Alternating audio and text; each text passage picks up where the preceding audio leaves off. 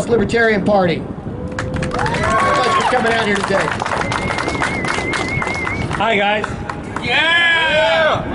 I think Shannon pretty much stole my speech. But I'm John J. Myers. I'm actually the membership director for the Texas Libertarian Party. I actually ran for Congress against Pete Sessions last year. I just want you guys to know that the Libertarian Party fully supports everything that NORML is doing. We're also fully backing the bills that are going down in Austin right now, as much as that we possibly can. I want you to know the Libertarian Party is about freedom. I mean, complete freedom to do what you want with your social life. That's one of the things that we stand for, that you have the ability to do whatever you want. If you want to smoke pot, you should be able to smoke pot. Yeah! And if you want to grow pot, you should be able to grow pot. And if you want to sell pot, you should be able to sell pot. People sometimes ask me, you know, how can you support the legalization of marijuana? Aren't you afraid that that's going to wreck our economy or wreck our society? And that makes me sad.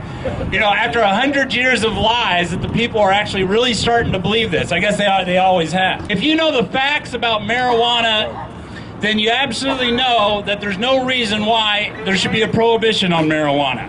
The truth is that marijuana wasn't made illegal 100 years ago in order to save your life or make you safe. It was made illegal over 100 years ago to discriminate against people that wanted to use it for their own recreational use. And because of greed. And greed. I agree with that.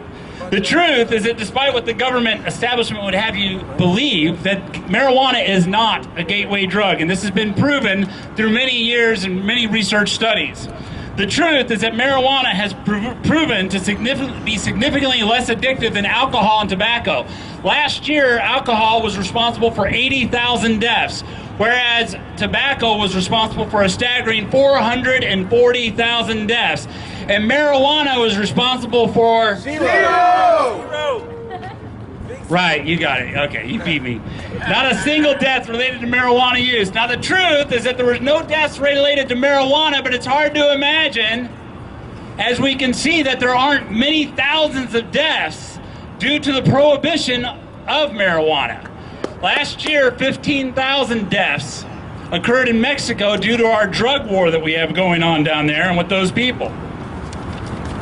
It's impossible to predict exactly, but they say that 60% of drug cartel money comes from marijuana alone. What is our government's claim that legalization would cause an explosion? It would cause an explosion in people actually smoking marijuana, which is just funny because it has been proven many times that this is not the case.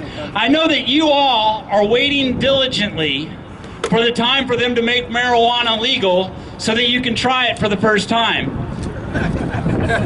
And the government would also have you believe the legalization would mean that kids would be using marijuana. And unfortunately, we know, as Shannon just so eloquently put it out, that that's a bunch of bull. The fact is that drug dealers don't check IDs.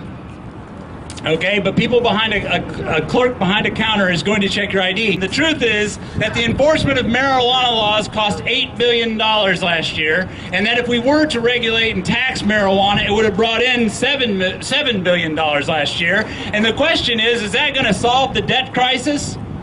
No, that's not going to solve the debt crisis, but the revenue gain would help, and hundreds of thousands of new jobs would be created from a legal marijuana market in the United States. How long will we let them tell us what we can and can't do with our own bodies in the privacy of our own home?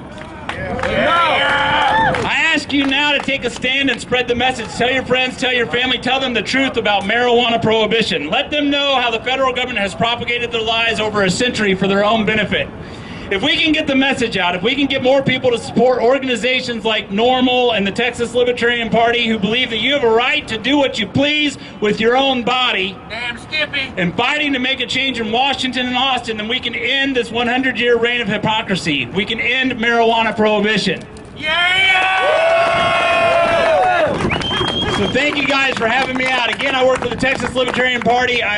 The idea in the Libertarian Party, we don't always win elections, but the thing is, when you vote Libertarian, you're saying, I support these guys. What happens is when the Republicans win, They consider that a social mandate. Even though you don't want people taking your money and using it for this and using it for this, when the Republicans win, they go, oh, it's a social mandate. We're going to get on top of all these drugs, and we're going to tell people how to live their lives, and gays can't marry, and this and that. It's none of government's business. None of that is government's business. Government exists to protect your life, liberty, and property. So I encourage you, don't think when you support the Libertarian Party, you're actually supporting the ideas of freedom, and the other parties will get the message when enough of us start voting Libertarian. That's right. Thank you guys very much, Shannon. That was a great speech.